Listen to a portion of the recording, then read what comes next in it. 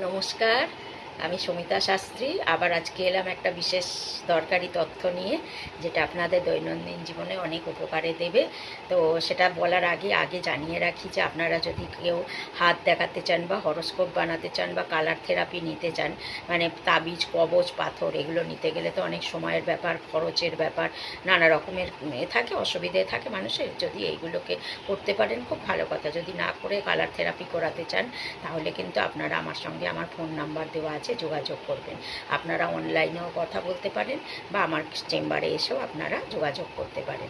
তো এবার আমি আমার দরকারি কথাটা বলছি, যেটা প্রত্যেক দিনের যে তথ্যগুলো আপনাদের জানাই, তার মধ্যে একটা গুরুত্বপূর্ণ তথ্য হচ্ছে, আপনারা যে থালা বা গ্লাসে ঠাকুরের প্রসাদ দেন, প্রত্যেক দিন গ্লাসে জল দেন, থালাতে মিষ্টি বা যা হোক কিছু দেন, ফল টল, তো সেই থালা আর গ্লাসটা যদি তামার হয় সবচেয়ে ভালো। এবার যদি তামার না দিতে পারেন, সেক্ষেত্রে আপনারা স্টিলের বা পেতলের দেবেন।